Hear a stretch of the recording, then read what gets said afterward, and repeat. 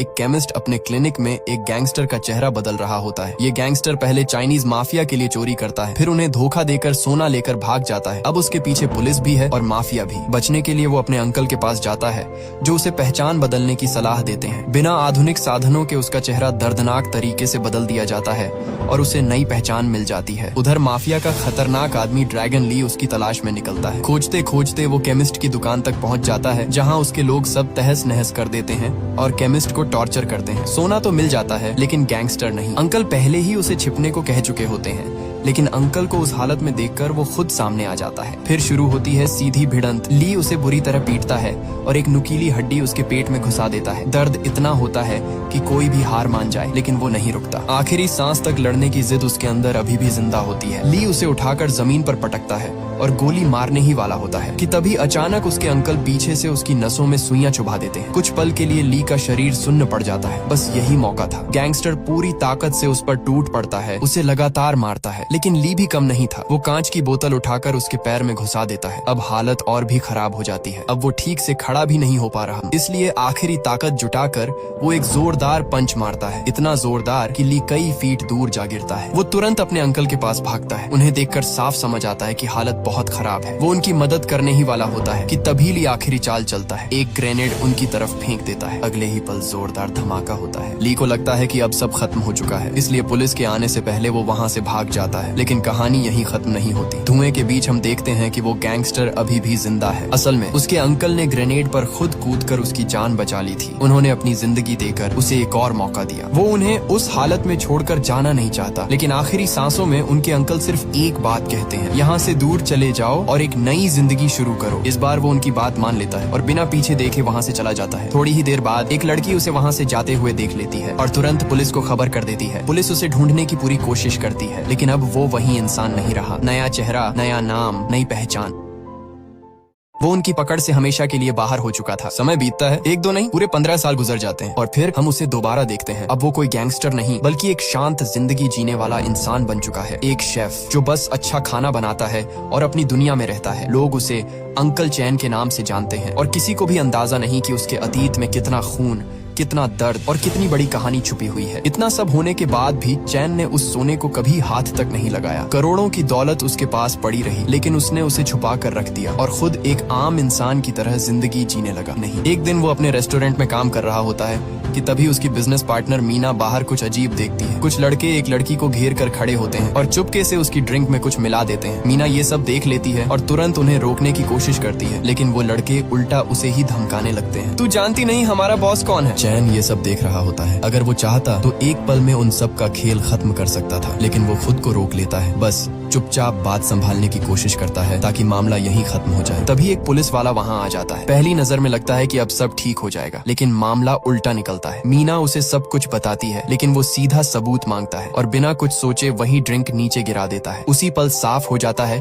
कि वो भी उसी खेल का हिस्सा है। चैन समझ जाता है कि अब यहाँ रुकना मतलब बेवजह मुसीबत बुलाना है। वो मीना को अंदर जाने को कहता है और खुद उन लड़कों से माफी मांगकर बात खत्म कर देता है। थोड़ी देर बाद जब वो पुलिस वाला उन्हीं लड़कों के साथ दोस्ती से बात करता नजर आता है तो उसका शक पूरी तरह सही साबित हो जाता है। कहानी फिर एक और मोड़ लेती है। हम एक लड़की को देखते हैं, यूई, जिसे उसके ही स्कूल के कुछ बच्चे तंग कर रहे होते हैं। लेकिन यूई कोई कमजोर लड़की नहीं थी। उसने अपने अंकल से कुंफू सीखा हुआ था। जैसे ही बात हद पार करती है वो पलटकर ऐसा जवाब देती है कि दोनों लड़के संभल ही नहीं पाते। चैन दूर खड़े ये सब देख रहा होता है। वो बीच में नहीं आता, बस इंतजार करता है। जैसे ही उन लड़कों की अच्छी तरह पिटाई हो जाती है वो आराम से यूई के पास आता है और उसे समझाता है कि हर जगह लड़ाई करना सही नहीं होता है। इसके बाद कहानी हमें उस पुलिस वाले तक ले जाती है जिसे आज रात एक सीक्रेट पार्टी का इनविटेशन मिला होता है। जगह कोई आम नहीं, एक ऐसा क्लब जहां बाहर से सब कुछ चमकदार दिखता है लेकिन अंदर का सच काफी अंधेरा है। चैन भी वहीं होता है, बस एक आम स्टाफ की तरह, खाना डिलीवर करने आया हुआ, चुपचाप, बिना किसी पर ध्यान खींचे। अंदर ऑफिसर वोंग की नजर जैसे ही आसपास जाती है उसे सब समझ आने लगता है। कई जवान लड़कियां जिन्हें नशे में धुत करके जबरदस्ती डांस कराया जा रहा है। ये कोई पार्टी नहीं, एक पूरा खेल चल रहा था और उसका बॉस जो वोंग का पुराना जानने वाला था उसी खेल का मालिक निकला। वो वोंग को एक नई लड़की से मिलवाता है जिसे उसी दिन सिंगापुर से लाया गया था। जैसे कोई इंसान नहीं, एक सामान हो। वो हंसते हुए कहता है कि आज की रात तुम्हारी है और वोंग के सामने उसे धकेल देता है। वोंग मजबूरी में उसके करीब जाने लगता है, लेकिन जैसे ही वो उसे किस करता है अचानक लड़की को होश आ जाता है और गुस्से में वो उसे काट लेती है। माहौल एक पल में बदल जाता है। बॉस गुस्से में उस लड़की को मारने ही वाला होता है, लेकिन वोंग उसे रोक देता है। उसी वक्त लड़की के फोन पर कॉल आती है। दूसरी तरफ कोई उसे जल्दी से वहाँ से भागने के लिए कह रहा होता है। उन्हें पता चल चुका था कि वोंग, जिसे वो अपना आदमी समझ रहे थे, असल में उनकी जासूसी कर रहा है। वोंग को भी खतरे का अंदाजा हो जाता है। वो तुरंत वहाँ से निकलने की कोशिश करता है, लेकिन देर हो चुकी होती है। लोग उसे चारों तरफ से घेर लेते हैं। माहौल ऐसा कि कोई भी डर जाए, लेकिन वोंग पीछे हटने वालों में से नहीं था। वो सीधा उन्हें कहता है, चुपचाप मेरे साथ चलो, वरना अंजाम बुरा होगा। लेकिन सामने वाले सुनने वाले नहीं थे और फिर जो होता है वो सीधी भिड़ंत थी। वोंग अकेला सब पर भारी पड़ता है, एक एक करके सबको गिराता है, इतनी जोर से कि कोई दोबारा उठने की हालत में नहीं रहता। एक लड़का आखिरी कोशिश में उसे धमकाता है, तुझे पता भी है मैं कौन हूँ? लेकिन वोंग बिना डरे उसे 2 जोरदार थप्पड़ मारता है और वो वहीं बेहोश हो जाता है। कुछ ही देर में पुलिस पहुंचती है, सबको गिरफ्तार कर लिया जाता है। मिशन तो सफल हो गया, लेकिन वोंग के दिमाग में एक सवाल घूमने लगता है, इतनी जल्दी उनकी पहचान कैसे खुल गई? साफ था अंदर ही कोई गद्दार है। दूसरी तरफ माहौल बिल्कुल अलग है। मीना और अंकल चैन यूई का बर्थडे मना रहे होते हैं। तभी अचानक दरवाजे पर जोर जोर से दस्तक होती है। दरवाजा खुलता है और सामने वही लड़की खड़ी होती है जो क्लब से किसी तरह भाग निकली थी। उसका हाल देखकर ही समझ आ जाता है कि वो कितनी डरी हुई है। हाथ कांप रहे हैं, सांसें तेज हैं। चैन उसे अंदर लाता है, शांत करता है और जब वो बोल पाती है तो उसकी कहानी सुनकर सब सन्न रह जाते हैं। वो यहाँ अपने बॉयफ्रेंड से मिलने आई थी, जिससे वो एक ऑनलाइन डेटिंग साइट पर मिली थी, लेकिन वो प्यार नहीं, एक जाल था। उसने उसे धोखा दिया, उसका पासपोर्ट छीन लिया और उसे सीधे चाइनीज माफिया के हाथ बेच दिया। अब वो सिर्फ भागकर यहाँ तक पहुंची थी, लेकिन असली खतरा अभी भी उसके पीछे था। मीना उस लड़की एवा को पानी और खाना देती है, धीरे धीरे उसे संभालती है और भरोसा दिलाती है कि अब वो सुरक्षित है। लेकिन चैन अंदर से बेचैन है। वो जानता है कि ऐसे लोगों से उलझना मतलब सीधा खतरा, और अब वो अपनी नई जिंदगी या अपने करीबियों को किसी मुसीबत में नहीं डालना चाहता। इसलिए वो साफ कहता है कि इसे पुलिस के पास जाना चाहिए। मीना उसे रोकती है, समझाती है कि वो लड़की अभी किस हालत में है, इतनी रात में अकेले वो कहाँ जाएगी। वो वादा करती है कि सुबह खुद उसे पुलिस स्टेशन लेकर जाएगी, लेकिन आज की रात उसे यहीं रहने देना चाहिए। काफी समझाने के बाद चैन मान तो जाता है, लेकिन उसका डर कम नहीं होता। असल में मीना के लिए ये सिर्फ किसी अजनबी की मदद नहीं थी, ये उसकी अपनी कहानी का हिस्सा था। सालों पहले वो भी ऐसे ही इस अनजाने देश में फंसी थी। लोगों ने उसका इस्तेमाल किया, उसे तोड़ दिया। एक वक्त ऐसा भी आया जब उसने अपनी बेटी के साथ सब खत्म करने का फैसला कर लिया था, लेकिन उसी वक्त चैन उसकी जिंदगी में आया और उसे एक दूसरा मौका दिया। आज वो वही एहसान किसी और के लिए चुकाना चाहती थी। अगली सुबह सब कुछ अचानक बदल जाता है। मीना रेस्टोरेंट में सफाई कर रही होती है कि तभी कुछ लोग वहाँ आ पहुँचते हैं। वो उन्हें कहती है कि दुकान अभी बंद है, लेकिन वो बिना सुने जबरदस्ती अंदर घुस जाते हैं। उनकी नजर सिर्फ एक चीज ढूंढ रही होती है, एवा। थोड़ी देर में वो उस रास्ते में उसकी गाड़ी को टक्कर मारकर पलट दिया जाता है। वो किसी तरह बाहर निकलता है, अपनी बेटी को बचाने के लिए भागने की कोशिश करता है, लेकिन पैर में लगी चोट उसे आगे बढ़ने ही नहीं देती। कुछ कदम बाद ही वो गिर पड़ता है, बेबस, कुछ भी करने के लायक नहीं। इसके बाद वो सीधे पुलिस स्टेशन पहुंचता है, उम्मीद के साथ कि शायद अब मदद मिलेगी, लेकिन एक पुलिस वाला उसे ठंडे लहजे में टाल देता है। घर जाओ, कुछ पता चला तो बता देंगे। फिर वो उसे ढेर सारी मिसिंग फाइल्स दिखाता है, जैसे कहना चाहता हो कि तुम अकेले नहीं हो। उसी वक्त वहाँ ऑफिसर वोंग आता है। उसकी नजर एक संदिग्ध आदमी पर पड़ती है, वही जो पहले भी उनके हाथ लग चुका था। रेड के दौरान उसके पास कुछ नहीं मिला था, इसलिए वो छूटने वाला था, लेकिन वोंग चुपचाप एक चाल चलता है। वो बिना किसी को बताए उसकी जेब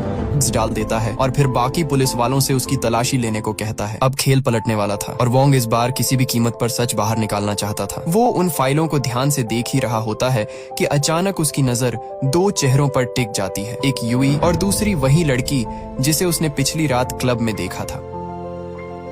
अब सारी कड़ियां जुड़ने लगती हैं। उसे अंदाजा हो जाता है कि ये मामला कहीं ज्यादा बड़ा है और उसे ये भी पता है कि इस पूरे खेल का रास्ता किससे होकर जाता है। वो सीधे एवा के बॉयफ्रेंड तक पहुंचता है, वही जिसने उसे धोखा देकर इस जाल में फंसाया था। वोंग उससे पूछता है कि लड़की कहाँ है, लेकिन वो चालाकी दिखाता है, साफ मना कर देता है। कहता है कि बिना वकील के एक शब्द नहीं बोलेगा। वोंग हल्का सा मुस्कुराता है, जैसे उसे पहले से पता हो कि ये कब तक टिकेगा। वो गार्ड्स से कहता है कि इसके लिए कॉफी ले आओ और जैसे ही गार्ड्स बाहर जाते हैं माहौल बदल जाता है। कुछ ही मिनटों में बिना शोर किए वो उससे सब कुछ उगलवा लेता है। अब उसके पास वो जानकारी है जिसकी उसे तलाश थी। इसके बाद वो अपनी रिपोर्ट कमिश्नर साइमन को देता है और साइमन उसकी कामयाबी से काफी खुश नजर आते हैं। धीरे धीरे ये भी साफ होता है कि उनके बीच रिश्ता सिर्फ ऑफिस का नहीं है। साइमन उसके अंकल जैसे हैं, उन्होंने ही वोंग को इस मुकाम तक पहुंचाया। वही थे जिन्होंने उसे पुलिस की वर्दी तक का रास्ता दिखाया। फिर दोनों एक ऐसी जगह जाते हैं जहाँ सब कुछ और भी पर्सनल हो जाता है। वो उसके पिता की कब्र के सामने खड़े होते हैं और यहीं एक बड़ा सच सामने आता है। 15 साल पहले पहले जिस बच्चे ने उस गैंगस्टर को भागते हुए देखा था वो कोई और नहीं, खुद वोंग था। उसी दिन उसका बचपन खत्म हो गया था। उसके पिता उस इलाके में ड्यूटी पर थे, लेकिन जब वोंग उनके पास पहुंचा तो वो जमीन पर गिरे हुए थे, गोली लग चुकी थी। उसने अपनी आंखों के सामने अपने पिता को दम तोड़ते देखा और तभी से उसके अंदर सिर्फ एक ही चीज बची, बदला। वो मानता है कि उस दिन जो गैंगस्टर वहाँ से भागा था वही उसके पिता का कातिल है। सालों से वो उसे ढूंढ रहा है, बस एक मौके के इंतजार में, ताकि उसे सजा दे सके। लेकिन साइमन उसे समझाते हैं, कहते हैं कि सामने वाला कोई आम आदमी नहीं है, हर कदम सोच समझ कर रखना होगा। उधर दूसरी तरफ चैन भी चुप बैठने वालों में से नहीं था। वो हर जगह तलाश करता है, आसपास के सारे सीसीटीवी कैमरे खंगालता है। आखिरकार एक फुटेज में उसे वो कार दिख जाती है जिसमें उसकी बेटी को उठाकर ले जाया गया था। नंबर प्लेट मिलते ही वो बिना वक्त गंवाए एरिया के हर मैकेनिक के पास जाता है, पूछता है, तलाश करता है और आखिर में एक आदमी मिलता है जिसे वो कार याद होती है। वो उसे एक बिल्डिंग तक ले जाता है, बताता है कि कुछ दिन पहले उसी कार को रिपेयर करके यहीं छोड़ा था और यहीं उसी बिल्डिंग के अंदर यूई को बाकी लड़कियों के साथ बंद करके रखा गया था। अगली सुबह सब कुछ बिल्कुल सामान्य दिखता है, वही रोज वाला रूटीन। एक आदमी बिल्डिंग में सब्जियां सप्लाई करने आता है, गार्ड्स उसे बिना शक के अंदर जाने देते हैं। लेकिन इस बार एक फर्क था, उन्हीं टोकरियों में से एक के अंदर चैन खुद छुपा हुआ था। सही मौके का इंतजार करते हुए वो चुपचाप अंदर पहुंच जाता है, बिना किसी को भनक लगे। उधर दूसरी तरफ ऑफिसर वोंग भी उसी बिल्डिंग तक पहुंच चुका होता है। अब उसे अपने ही डिपार्टमेंट पर भरोसा नहीं रहा था, इसलिए वो अकेले ही सबूत जुटाने का फैसला करता है। वो दीवार फांद कर अंदर घुसता है और जैसे ही अंदर पहुंचता है कुछ डॉक्टरों की बातें सुन लेता है। वो किसी पेशेंट की आंख निकालने की बात कर रहे होते हैं, बिल्कुल ऐसे जैसे ये कोई आम ऑपरेशन हो। वोंग का शक अब यकीन में बदल जाता है, ये जगह सिर्फ लड़कियों को कैद करने तक सीमित नहीं, यहाँ ऑर्गन ट्रैफिकिंग भी हो रही है। उसी वक्त ऊपर की तरफ चैन धीरे धीरे आगे बढ़ता है और जो वो देखता है वो किसी बुरे ख्वाब से कम नहीं होता। लड़कियों को कैमरे के सामने खड़ा किया गया है, उन्हें मजबूर किया जा रहा है कि मुस्कुराओ, अच्छा दिखो, क्योंकि उनकी ऑनलाइन नीलामी हो रही है। जो लड़की इनकार करती है उसे बेरहमी से पीटा जाता है। यहाँ बस एक ही नियम चलता है, या तो हंसते हुए बिक जाओ या फिर तुम्हारे शरीर के टुकड़े करके बेच दिए जाएंगे। उधर वोंग तलाश करते करते तीसरी मंजिल तक पहुँच जाता है जहाँ उसे एवा मिलती है। वो उसे देखते ही टूट जाती है, रोते हुए मदद की भीख मांगती है। वोंग के लिए वो पल आसान नहीं था, लेकिन उसे पता था कि अगर अभी जल्दबाजी की तो पूरा नेटवर्क बच निकलेगा। वो उसे भरोसा देता है, मैं वापस आऊंगा, और आगे बढ़ जाता है। थोड़ी ही देर में वो एक कमरे में पहुंचता है और वहाँ जो दिखता है वो उसकी सोच से भी ज्यादा खौफनाक था। एक लड़की की लाश जिसके सारे ऑर्गन्स निकाल लिए गए थे। दूसरी तरफ चैन एक गार्ड का पीछा करते हुए एक कमरे तक पहुंचता है। अंदर कई लड़कियां बंद होती हैं। तभी उसकी नजर जमीन पर पड़ी एक छोटी सी टॉफी पर जाती है, वही टॉफी जो उसने यूई को उसके बर्थडे पर दी थी। बस अब उसे यकीन हो जाता है कि उसकी बेटी यहीं थी। गुस्से में वो उस गार्ड पर टूट पड़ता है, उसे बेहोश कर देता है। लेकिन अगले ही पल सच सामने आता है, यूई को कल रात ही कहीं और शिफ्ट कर दिया गया था और बाकी लड़कियों की हालत देखकर वो समझ जाता है। उनके पेट पर पड़े कट्स साफ बता रहे थे कि आज रात इनके साथ क्या होने वाला है। वो उन्हें बचाना चाहता है, लेकिन तभी वहाँ वोंग आ जाता है। चैन उसे देखते ही भड़क उठता है, क्योंकि उसके दिमाग में एक ही बात बैठ चुकी थी कि पुलिस भी इस पूरे खेल में शामिल है। बिना कुछ सोचे वो वोंग पर हमला कर देता है। वोंग उसे रोकने की कोशिश करता है, समझाता है कि वो दुश्मन नहीं है, लेकिन चैन के लिए अब किसी पर भरोसा करना नामुमकिन था। उसने जो कुछ देखा था उसके बाद हर चेहरा उसे झूठा लग रहा था। शोर सुनकर एक गार्ड ऊपर आ जाता है, लेकिन चैन और वोंग तुरंत दरवाजे के पीछे छुप जाते हैं। गार्ड जैसे ही आगे बढ़कर निकलता है, दोनों फिर आमने सामने आ जाते हैं और लड़ाई फिर से शुरू हो जाती है। इस बार भिड़ंत इतनी तेज होती है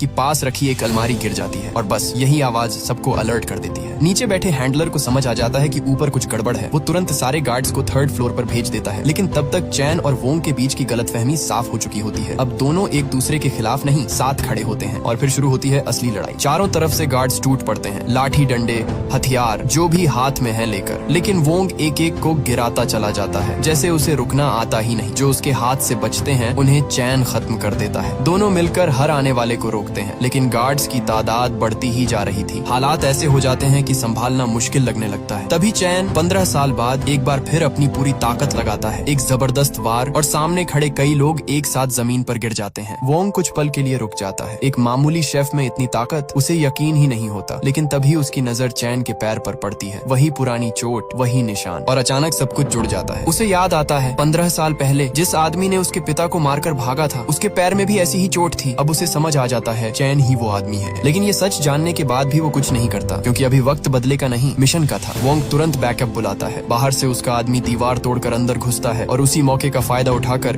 वो तीनों वहाँ से निकल जाते हैं। मिशन अधूरा रह जाता है और इसी बात पर वो गुस्से में साइमन के पास पहुँचता है। है, लेकिन साइमन उसे उल्टा डांट देता है। कहता है कि अकेले जाकर तुमने सिर्फ अपनी नहीं पूरे प्लान की जान खतरे में डाल दी। वोंग के पास पक्के सबूत थे, लेकिन फिर भी साइमन उसे आगे बढ़ने से रोक देता है, यहाँ तक कि वो उसे ड्रैगन ली के आदमियों को छोड़ देने का ऑर्डर देता है। अब वोंग को समझ नहीं आता आखिर ऐसा क्या है जिससे साइमन डर रहा है। वो जवाब चाहता है, लेकिन लगता है साइमन पूरी सच्चाई बताने से बच रहा है। उधर दूसरी तरफ एवा की हालत और भी खराब हो चुकी होती है। उसे पकड़कर सीधे ड्रैगन ली के पास लाया जाता है, वही जो इस पूरे ह्यूमन ट्रैफिकिंग नेटवर्क का असली मालिक है। उसकी एक अजीब आदत होती है, हर खूबसूरत लड़की की पेंटिंग बनाकर अपने घर में सजा कर रखता है, जैसे वो इंसान नहीं कोई ट्रॉफी हो। वो गुस्से में उस लड़के को सजा देता है जिसने पुलिस तक खबर पहुंचाई थी। उसके मुंह में कई ब्रश ठूंस देता है और कहता है एक भी गिरा तो खत्म। तभी वहाँ एक लड़की आती है जो इस पूरे काम में ली की मदद से सब शुरू हुआ था। जैसे ही ड्रैगन ली को पता चलता है कि उसके ठिकाने पर पुलिस की रेड पड़ी थी, वो तुरंत सीसीटीवी फुटेज निकलवाता है। पहले तो वो बस ध्यान से देखता रहता है, लेकिन फिर अचानक उसकी नजर एक चेहरे पर टिक जाती है, चैन। कुछ सेकंड के लिए वो चुप हो जाता है, जैसे यकीन ही ना हो रहा हो। फिर अगला क्लिप चलता है और उसमें वो वही खतरनाक पंच देखता है, वही चाल,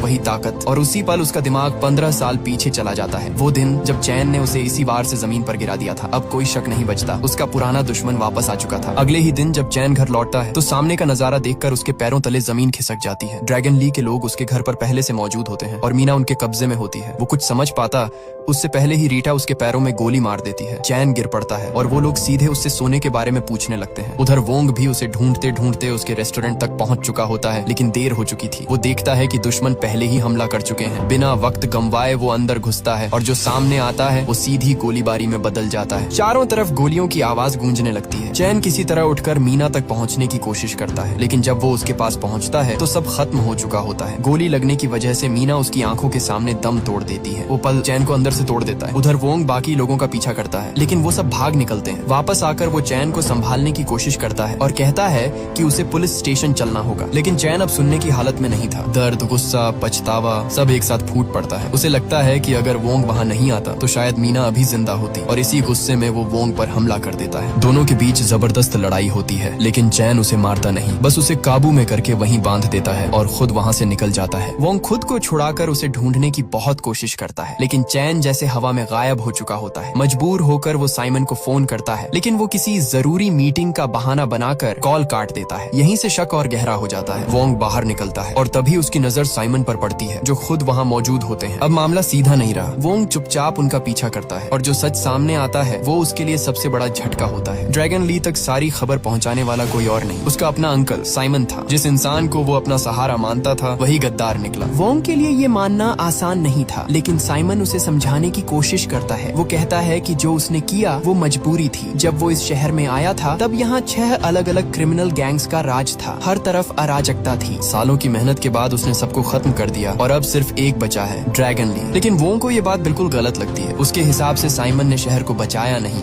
बल्कि एक ही राक्षस को इतना ताकतवर बना दिया कि अब वही सब कुछ कंट्रोल कर रहा है। पहले जहाँ 6 गैंग्स मिलकर क्राइम करते थे, अब वही सब कुछ अकेला ड्रैगन ली कर रहा है। उधर चैन अकेला बैठा होता है, टूट चुका, लेकिन हार नहीं मानता। तभी उसके फोन पर एक वीडियो आता है। जैसे ही वो प्ले करता है उसकी सांसें रुक जाती हैं। स्क्रीन पर यूई होती है, डरी हुई, बंधी हुई, और उसके साथ जो हो रहा है वो देखना भी मुश्किल है। वीडियो के साथ साफ धमकी दी जाती है, सोना लेकर हमारे अड्डे पर आ जाओ वरना तुम्हारी बेटी को बेच दिया जाएगा। अब उसके पास कोई और रास्ता नहीं बचता। वो सालों से छुपा कर रखा हुआ सारा सोना बाहर निकालता है और बिना देर किए उनके ठिकाने की तरफ निकल पड़ता है। दूसरी तरफ माहौल और भी डरावना होता जा रहा है। लड़कियों को एक एक करके स्कैन किया जा रहा है जैसे कोई सामान हो, और फिर उन्हें कंटेनरों में बंद करके कहीं भेजने की तैयारी चल रही है। हर सेकंड के साथ वक्त हाथ से निकल रहा था। तभी चैन वहाँ पहुँचता है अपने साथ सोना लेकर। ड्रैगन ली उसे देखता है, फिर सोने को चेक करता है, लेकिन उसके चेहरे पर संतोष नहीं, शक होता है। वो कहता है इतना ही है, बाकी कहाँ है? चैन सीधा जवाब देता है, पहले मेरी बेटी को छोड़ो, फिर सब बताऊंगा। लेकिन ली यहाँ सौदा करने नहीं आया था। वो चैन की आंखों के सामने ही यूई को टॉर्चर करना शुरू कर देता है। उसके पैरों के नीचे नुकीले कांच के टुकड़े गिरा देता है। यूई चीख उठती है और वो आवाज चैन के अंदर तक चीर देती है। अब वो खुद को रोक नहीं पाता। अपनी बेटी को उस हालत में देखकर आखिरकार वो टूट जाता है और बता देता है कि बाकी सोना कहाँ छुपाया है। काम पूरा होते ही ली पीछे हटता है और एमी की तरफ देखता है। वो उसे इशारा करता है, अब तुम्हारी बारी। एमी, जो 15 सालों से इस पल का इंतजार कर रही थी, वो धीरे धीरे आगे बढ़ती है, हाथ में सोने की भारी ईंट उठाती है और बिना रुके चैन पर बरसने ही सारी तैयारी कर रखी थी। यहाँ आने से पहले उसने वोंग को सब कुछ बता दिया था, हर सच, हर राज। यहाँ तक कि उसे ये भी पता था कि वोंग के पिता के साथ उस दिन क्या हुआ था, और अब वो सब कुछ खत्म करने के लिए तैयार था। अगर इसके बदले उसे अपनी बेटी मिल जाए तो वो खुद को कानून के हवाले करने के लिए भी तैयार था। वोंग के आदमी ऑफिसर ली के लोगों पर टूट पड़ते हैं, एक एक करके सबको खत्म करते हुए माहौल को पूरी तरह खौफनाक बना देते हैं। हालात इतने बिगड़ जाते हैं कि ली को मजबूर होकर पीछे हटना पड़ता है, लेकिन जाते जाते वो एक चाल चलता है। यूवी को अपने साथ पकड़ लेता है ताकि कोई उस पर गोली चलाने की हिम्मत ही ना करे। एमी तुरंत समझ जाती है कि अगर अभी उन्हें नहीं रोका गया तो सब खत्म हो जाएगा। वो ली को सोने के साथ निकल जाने को कहती है और खुद पीछे रुककर सबको कवर देती है। तभी वोंग और एमी आमने सामने आ जाते हैं और फिर शुरू होती है एक जबरदस्त फाइट। हर वार में गुस्सा, हर मूव में जान लगाने की कोशिश है। असली खेल शुरू होता है। ये सब पहले से प्लान था। ली ने वहाँ बम छुपा रखा था और ट्रिगर उसके हाथ में था। धमाका होते ही सब कुछ हिल जाता है। चेन बिना एक सेकंड गंवाए अपनी बेटी को लेकर टेरेस से नीचे कूद जाता है। यूवी बच जाती है, लेकिन चेन बुरी तरह घायल हो चुका होता है। वो अभी संभल भी नहीं पाता कि ली फिर उस पर हमला कर देता है उसे खत्म करने के लिए। लेकिन ठीक उसी वक्त वोंग आ जाता है और ली पर गोली चला देता है। अब दोनों के बीच सीधी भिड़ंत शुरू होती है। गोलियों की बारिश, हर तरफ खतरा, लेकिन जल्दी ही ली की गोलियां खत्म हो जाती हैं। अब वो अपने असली अंदाज में आता है, हाथों से लड़ाई। कुंग फू और मार्शल आर्ट्स में माहिर ड्रैगन ली के सामने वोंग टिक नहीं पाता, फिर भी हार मानने को तैयार नहीं होता। जैसे ही ली आखिरी वार करने वाला करना चाहता है, लेकिन खेल पलट जाता है। चेन उसे पकड़कर खुद उसके साथ नीचे कूद जाता है। वो चाहता तो उसे वहीं खत्म कर सकता था, मगर उसके पास एक और मकसद था, सच निकलवाना। और आखिरकार बातों बातों में ली खुद अपनी जुबान से राज खोल देता है। 15 साल पहले उसने ही अपने बॉस यानी एमी के पिता का खून किया था। ये सुनते ही एमी का खून खौल उठता है। वो पीछे खड़ी सब सुन रही थी और गुस्से में आकर ली की पीठ में चाकू घोंप देती है। ये सिर्फ हमला नहीं था, ये बदला था। लेकिन ली भी इतनी आसानी से हार मानने वाला नहीं था। वो उसी चाकू से एमी पर कई वार करता है और भागने की कोशिश करता है, मगर हथकड़ी उसकी रफ्तार रोक देती है। तभी चेन उठता है, जख्मी, टूटा हुआ, लेकिन अंदर से अभी भी जिंदा। वो पूरी ताकत से ली को एक जोरदार घूंसा मारता है, जिससे वो दूर जा गिरता है। खुद भी बुरी हालत में होने के बावजूद चेन अपनी आखिरी ताकत जुटाता है और एक आखिरी वार में ली को हमेशा के लिए खत्म कर देता है। ली अब उठने वाला नहीं था। आपने ऐसा क्यों किया? हम सब संभाल ही रहे थे। लेकिन सामने से ठंडी आवाज आई, शैतान को मर जाना ही बेहतर होता है। ये बात सुनते ही माहौल कुछ सेकंड के लिए जम सा गया, क्योंकि उसी पल उसके मुंह से एक ऐसा शब्द निकल गया जिसने वोंग को अंदर तक हिला दिया। बिल्कुल वही शब्द जो उसके पिता ने मरने से पहले कहे थे। अब शक यकीन में बदल चुका था। वोंग ने बिना कुछ कहे ली की गन साइमन को पकड़ा दी, लेकिन साइमन ने मौके का फायदा उठाया। उसने उसी गन को घुमाकर वोंग के सिर पर तान दिया और फिर जो सच सामने आया उसने सब कुछ बदल दिया। उस दिन चेन ने नहीं बल्कि साइमन ने ही उसके पिता को मारा था। क्यों? क्योंकि अगर वो ऐसा नहीं करता तो उसके पिता खुद ली को खत्म कर देते और फिर साइमन के हाथ कुछ नहीं लगता। वो ठंडे लहजे में बोलता है, मैंने हमेशा तुम्हें दूर रहने का मौका दिया, पर सोचा नहीं था कि तुम भी अपने बाप जैसे ही निकलोगे। और इतना कहकर वो ट्रिगर दबा देता है। क्लिक। कोई गोली नहीं चलती। साइमन की आंखों में पहली बार डर नजर आता है, क्योंकि वोंग उसकी चाल पहले ही समझ चुका था। उस पल वोंग के पास सब कुछ था, मौका भी, वजह भी और बदला लेने की आग भी। लेकिन वो खुद को रोक लेता है, क्योंकि वो जानता था अगर आज उसने ये कर दिया तो वो भी उसी अंधेरे में गिर जाएगा जिससे वो हमेशा लड़ता आया है। वो अपने पिता जैसा बनना चाहता था, एक सच्चा पुलिस वाला। इसके बाद कहानी थोड़ा सुकून लेती है। एक एक करके उन सभी लड़कियों को बाहर निकाला जाता है जिन्हें अगवा किया गया था। डर और अंधेरे से निकलकर उन्हें एक नई जिंदगी मिलती है। लेकिन हर कहानी का अंत खुश नहीं होता। चेन जो अब तक सबके लिए लड़ता रहा, खुद जिंदगी की लड़ाई हार चुका था। कुछ दिन बाद माहौल थोड़ा बदलता है। एवा ऑफिसर वोंग के सामने खड़ी होती है, आंखों में शुक्रिया और दिल में कुछ और। वो उसका धन्यवाद करती है और दोनों के बीच एक अनकहा रिश्ता सा बनने लगता है। लेकिन कहानी का आखिरी मोड़ अभी बाकी था। हम यूई को देखते हैं जो अब अकेली है। चेन के जाने के बाद वही लड़के फिर से उसे तंग करने लगते हैं। उनमें से एक हंसते हुए कहता है, क्या हुआ? अंकल के जाने के बाद तेवर कम हो गए। इस बार यूई चुप नहीं रहती। वो चेन का सुपरपन निकालती है और बिना डरे दोनों को ऐसा सबक सिखाती है कि उनकी अकड़ वहीं खत्म हो जाती है। तभी ऑफिसर वोंग वहाँ पहुँचता है। उसकी आवाज में अब पहले से भी ज्यादा सख्ती होती है। अगर दोबारा यूई को तंग किया तो सीधे जेल जाओगे। लड़के बिना पीछे देखे वहाँ से भाग जाते हैं। अब चेन तो नहीं था, लेकिन उसकी जगह वोंग ने ले ली थी। अब वही यूई का ख्याल रखने वाला था। और इसी एहसास के साथ ये कहानी यहीं खत्म हो जाती है।